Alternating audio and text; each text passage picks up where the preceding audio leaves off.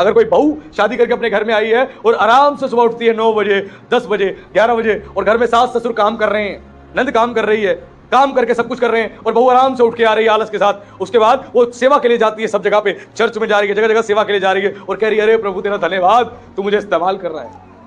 जो अपने घर में सेवा नहीं करती, खुदा उसको बाहर सेवा के लिए भी यूज नहीं करता। ध्यान रखना, वो व्यक्ति श्रापित हो जाता है, सेवकाई में रहने के बाद भी श्रापित हो जाता है। वो सेवकाई में रहेगा तब भी श्रापित हो जाएगा, वो परेशान रहेगा। क्यों? आलस के साथ। आलस के साथ यहोवा का काम नहीं करना। यहोवा ने जिम्मेदारी दी है एक बहू को, एक जिम्मेदारी दी है एक स्त्री को कि उठ के अपने परिवार की, अपने माता पिता की सेवा कर। ये परमेश्वर की ओर से जिम्मेदारी है, रिस्पॉन्सिबिलिटी है।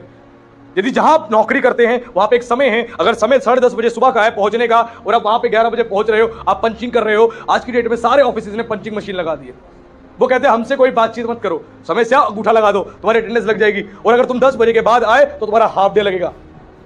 और जाके जब पंच करते हो तो पता लग जाता है हाफ डे लगेगा। तो अब क्या है, पहले तो आदमी को, चर्च के, ऑफिस के व्यक्ति को हम मना लेते थे, लेकिन अब जब जाते हैं पता मशीन है, मशीन को कैसे मनाएंगे? सैलरी इस मशीन से बन के आएगी, इसलिए समय से पहुंचते हैं वहां पंच करने के लिए, वहां पे आलस नहीं दिखाते। क्यों? सैलरी कट के आएगी। लेकिन चर्च आने के लिए हम आलस दिखाते हैं। यहां पर भी आपकी पंचिंग मशीन है।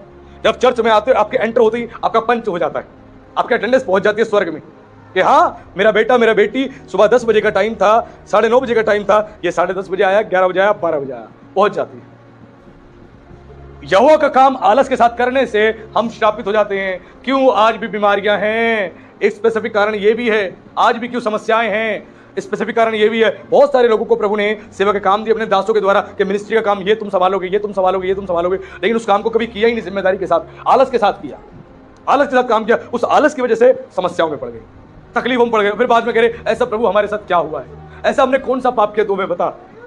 आलस को हम कोई पाप मानते ही नहीं, आलस कोई पाप मानते ही नहीं हम। आलस बहुत बड़ा पाप है, लेजीनेस बहुत बड़ा पाप है। इस पाप से क्या होता है? इंसान श्रापित हो जाता है, इसी पाप से श्रापित हो जाता है वो।